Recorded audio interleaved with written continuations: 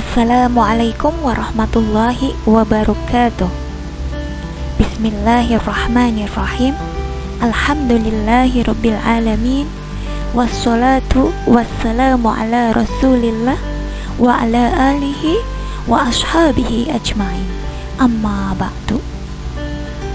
Alhamdulillah, pada kesempatan kali ini kita dapat bertemu dalam pembelajaran online mata pelajaran Akidah Akhlak kelas 7. Pada hari ini kita akan belajar materi tentang adab membaca Al-Quran dan berdoa. Untuk lebih jelasnya, yuk simak pembahasannya.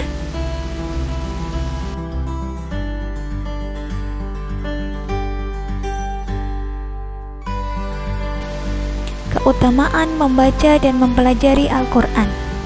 Di antaranya, yang pertama adalah orang yang mengajarkan dan mengamalkan Al-Quran termasuk insan yang terbaik, bahkan ia menjadi ahlullah atau keluarga Allah. Yang kedua, orang yang membaca Al-Quran akan mendapatkan syafaat dari Al-Quran pada hari kiamat nanti. Yang ketiga, sahibul Al-Quran akan memperoleh derajat yang tinggi di surga. Yang keempat, melembutkan hati.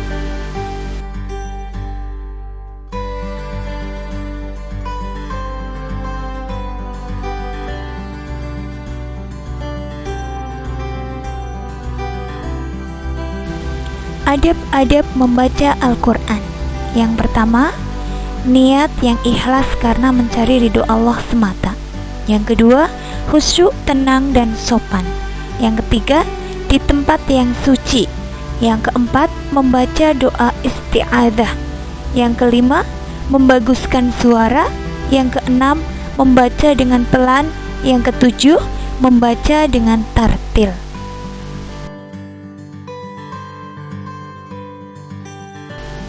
Menurut bahasa, berdoa berarti memanggil, meminta tolong atau mohon sesuatu. Sedangkan doa menurut syariat Islam adalah memohon sesuatu atau memohon perlindungan kepada Allah Subhanahu wa Ta'ala dengan merendahkan diri dan tunduk kepadanya.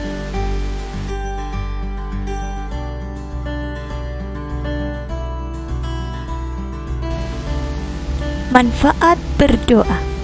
Di antaranya yaitu yang pertama, terhindar dari keputusasaan karena selalu berharap kepada Allah memberikan sesuatu yang diinginkan.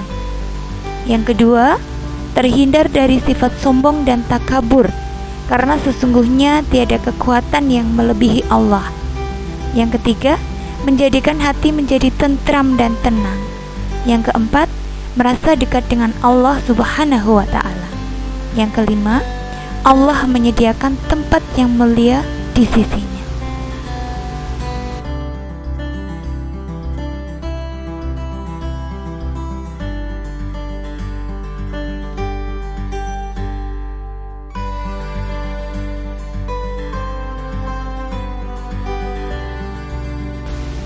Adab berdoa. Yang pertama, dimulai dengan pujian terhadap Allah Subhanahu wa Ta'ala dan sholawat kepada Nabi Muhammad SAW. Yang kedua, dilakukan dengan serius sambil mengangkat kedua tangan. Yang ketiga, membaca doa hendaknya khusyuk dan dengan suara yang pelan. Yang keempat, mengulang-ulang doa dengan merasa tidak pernah putus asa kalau doa itu belum dikabulkan. Yang kelima, dilakukan dalam keadaan suci. Yang keenam, memahami makna dari doa yang dibaca.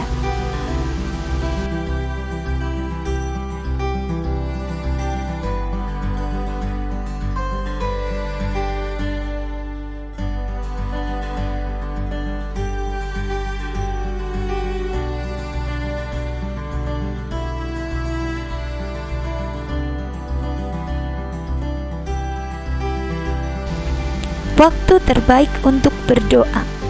Yang pertama yaitu waktu sahur. Yang kedua, waktu setelah azan. Yang ketiga, waktu sepertiga malam. Yang keempat, waktu hujan lebat. Yang kelima, waktu melihat Ka'bah. Yang keenam, waktu tawaf dan sa'i. Yang ketujuh, waktu berbuka puasa. Yang kedelapan, waktu di antara dua khutbah. Yang kesembilan, waktu di antara azan dan iqamah. Yang kesepuluh, waktu di majelis ilmu atau zikir. Dan yang ke-11 yaitu waktu ketika minum air zam-zam.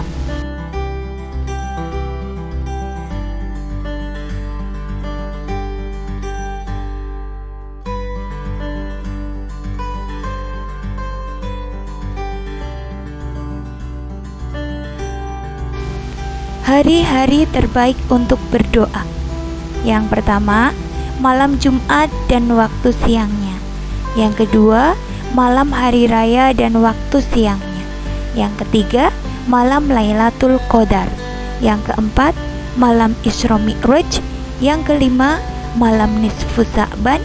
Yang keenam, malam pertama bulan Sya'ban.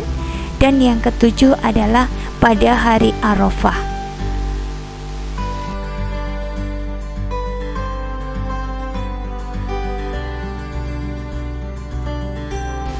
Bulan-bulan terbaik untuk berdoa. Yang pertama pada bulan Rajab, yang kedua pada bulan Sya'ban, yang ketiga pada bulan Ramadan, dan yang keempat adalah pada bulan Zulhijjah.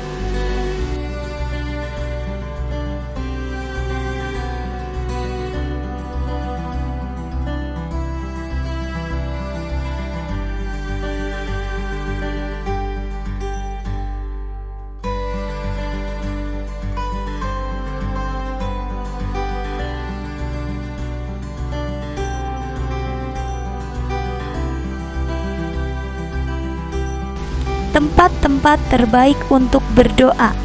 Yang pertama, di rumah sendiri. Yang kedua, di Multazam atau Masjidil Haram. Yang ketiga, di Telaga Zam-Zam. Yang keempat, di makam Nabi Ibrahim alaihissalam. Yang kelima, dalam hijir Nabi Ismail alaihissalam. Yang keenam, di Bukit Safa dan Marwah.